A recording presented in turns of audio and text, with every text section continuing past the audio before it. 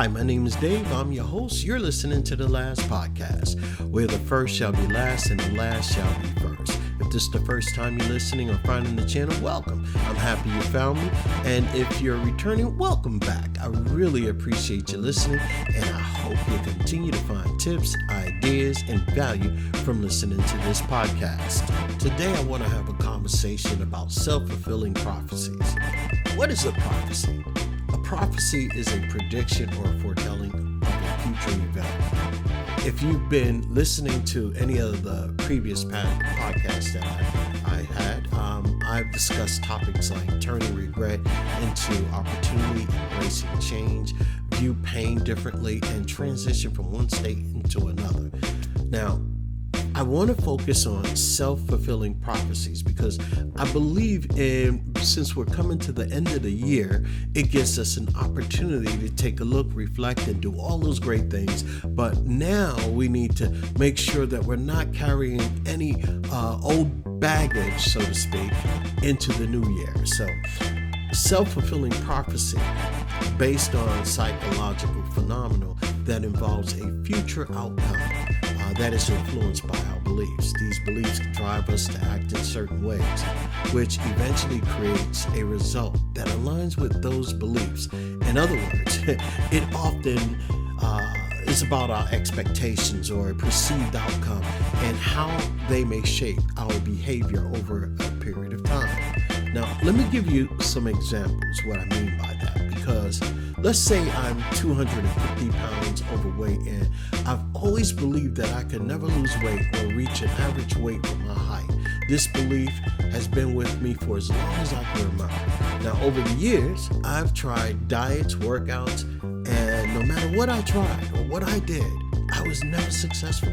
My belief became my reality and I remained overweight. Now, let's consider another perspective or an example, if you will. Let's say I want to change something in my life. Try something new. Try something I've never done before, or just simply tweak something in my life. Whenever I make that attempt, I find myself unsuccessful.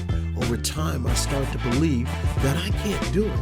I eventually resign myself to this belief, convincing myself that I'm incapable of achieving what I'm trying to do, right? I can't do this.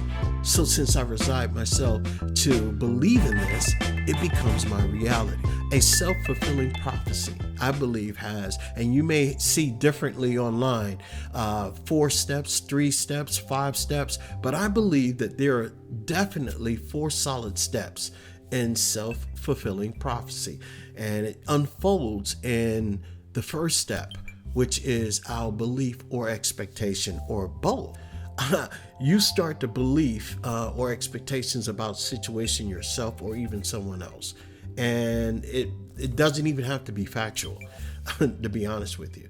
So let's say that let me start like this. What would be that first step, right? Self-fulfilling prophecy begins with, I believe, our belief in our expectations, either about ourselves, about a situation, or someone else. This belief doesn't have to be based on fact, reality. It often comes from personal experiences, societal influences, or even internalized thoughts. And you may believe this about yourself. I don't know, but let's just see. These are some ideas I want to just give you that might be like abilities, potential, or even our self-limiting beliefs or limitations. Here are 3 examples. I'm not good at public speaking. I'll never lose weight. I'm destined to fail at this. These beliefs shape how we approach our challenges, often limiting your efforts or confidence. And have you ever been in a position where that might have happened to you? These beliefs shape how you approach challenges and often limit your efforts and even mitigate your confidence. You have also beliefs that about your situations. And I know that I've been in situations where I had certain beliefs that, and they were probably limiting beliefs as well, because some of what we resign to is a limiting belief that we can't do something. This might be, let's just say, I'll give you 3 more examples. This meeting is going to go terribly. Oh, wow, no one will like my ideas. This interview, will never be good. It's going to be a disaster. Such beliefs cause us to approach our situation with anxiety, hesitation, or negativity, which can directly affect our outcome. And believe me when I tell you, it's happening every day to so many people. And we can even have beliefs about others.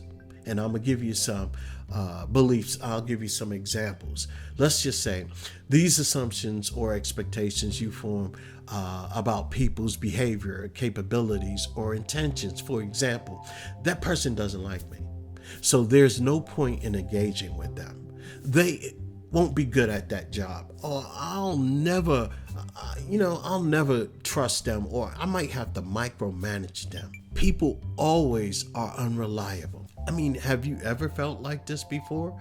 Have you ever said something to that effect, something similar to that effect? These beliefs can influence how you treat others, which in turn impacts how they respond to you, often reinforcing your initial assumptions. What? I might have to micromanage. Oh, this person is unreliable, or this person doesn't like me. It's going to reinforce your assumptions. And at the core, these beliefs and expectations act as a mental filter through which you see the world. They influence your attitude, your decisions, and actions, setting the stage for the next steps in self-fulfilling prophecy. And what's that? What's the next stage? What's the next step? That's step number 2, behavior or actions. This belief, I could tell you right now, influences your behavior, often causing you to act in a certain way that aligns with your expectations, your behavior, and actions. Once a belief and expectations is established, it begins to influence your behavior, often subconsciously causing you to act in a way that aligns with your beliefs. Your actions, whether intentionally or not, reflect your expectations you hold, shape the way you respond to others and situations. And I know that all of us felt that. All of us have been in a position where we've had assumptions. We've had ideas about a person, or they might have been negative, they might have been positive, because self-fulfilling beliefs or self-fulfilling actions, or whatever you think, or prophecies, they are us, what we believe.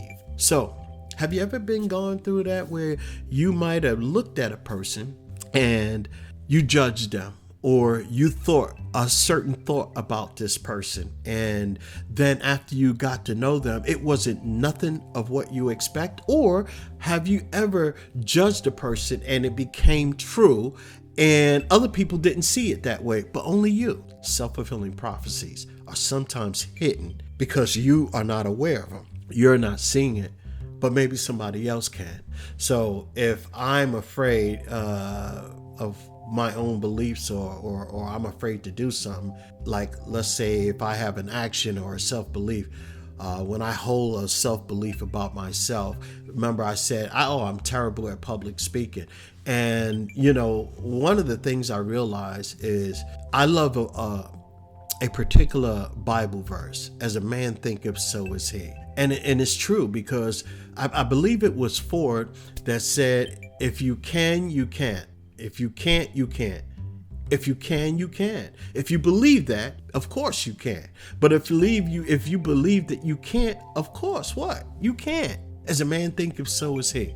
So if you believe I'm terrible at public speaking, you may avoid practicing or preparing thoroughly, speak nervous or with nervous energy, or stumble on your words, or avoid eye contact. Enter a situation expecting failure, leading you to perform poorly. Your behavior, lack of preparation or confidence, reinforces the belief that you're bad at public speaking.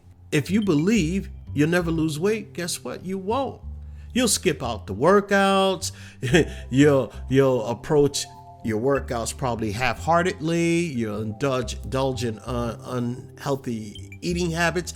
And let me tell you something, I've been there. I know that. I've done it all. I've been there where I had nights where, what is the main course for my meal? It's all about the cookies. So, and I wondered why I ballooned all the way up to 305 pounds, but I'm not there no more. Because why? I had to change my mindset. I had to change the way I think. And this is something that you might have to do too.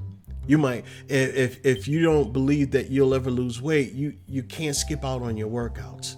You can't approach them half-heartedly. You can't indulge in eating irrationally. It doesn't matter anyway, right? You might have that idea, right? Oh, why do this anyway? Because it really doesn't matter.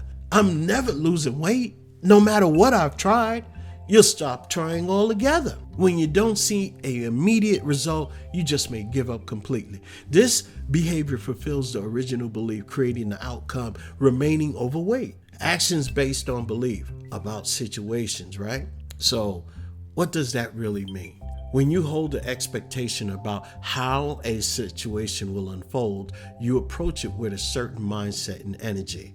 And let me give you an example of that, right? This meeting, remember I was talking about the meeting will go terrible, right? You may enter the room with low enthusiasm and closed off body language. Avoid speaking up and sharing your own ideas. You focus on what goes wrong instead of what goes well. These behaviors contribute to a negative experience, reinforcing guess what? Your original expectations. This interview will be a disaster. So think about that. Think about that. This meeting is not going to be good. So what about that interview? Remember I talked about the interview will be a disaster, it'll be no good. So let's say you stumble again over your own answers or fail to sell yourself confidently. You give up halfway through the interview because you assume the interviewer isn't impressed. Your actions influence the outcome, confirming your belief that this interview is going to be a disaster. So you see my point? Your beliefs about others is also something else. Actions on others, or what you might believe or assume or think about. So what about beliefs about others, right? You have a belief about others that can also affect how you treat them, and in turn influence, guess what? Your response to them. If you believe that they don't like you, you might engage or avoid engaging with them or act cold or distant. Misinterpret their neutral or position behavior negatively. Push them away, right? With your own behavior. Ultimately fulfilling your belief that they don't like you. So I want to give you an example, right? That person doesn't like me, and I don't really know why they don't like me, but it's the way you act towards them. That might be pushing them away as well. Or let's just say, let's go back to that idea where the person was unreliable or is not reliable, right? So you might feel that you might have to micromanage their work instead of trusting them, or criticizing their efforts, creating tension, eventually frustrating them to the point where they underperform and validate your beliefs of, guess what? This person is unreliable. So we go back to those four, and I just want to stay with you on this. Those four pillars of belief. The first one is belief of expectations. The second one was behavior or actions. And the third is outcome or result, right? That outcome or result. Your actions produce results that match your original beliefs and expectations. And number four was reinforcement and belief. The outcome reinforces your original belief, making you feel or it feel that whatever you believe is solidifying the cycle and making it true and making it your reality for you. And you might be thinking, why does this even matter? Your behavior becomes the bridge between your belief and outcome. Even subtle actions like tone of voice, body language, even levels of efforts are shaped by what you expect to happen. These behaviors can also create self-sabotaging patterns where you unknowingly act against your best interest. Now, can you imagine that? Influencing others perceive, you creating a feedback loop that mirrors your beliefs. Ultimately, your actions solidify the self-fulfilling prophecy because what? They play a direct role in producing the very outcome you anticipated. To change the cycle, you must become aware of how your beliefs drive your behaviors and start acting in ways that align with a new, empowering beliefs instead. You know, people used to say, I don't understand why this is happening to me. This is always happening to me, because we might have self-sabotaging patterns that we might be unaware or unknowingly are acting against our best interests. Hey, listen, I've already taken too much of your time up, but if you would like to listen to a little bit more of this and learn how you can break the negative self-fulfilling prophecies in your life, definitely catch me on next Monday.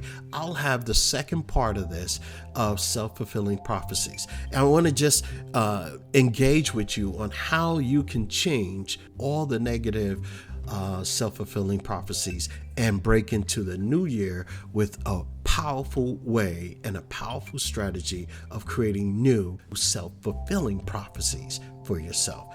Again, my name is Dave. You're listening to The Last Podcast, where the first shall be last and the last shall be first.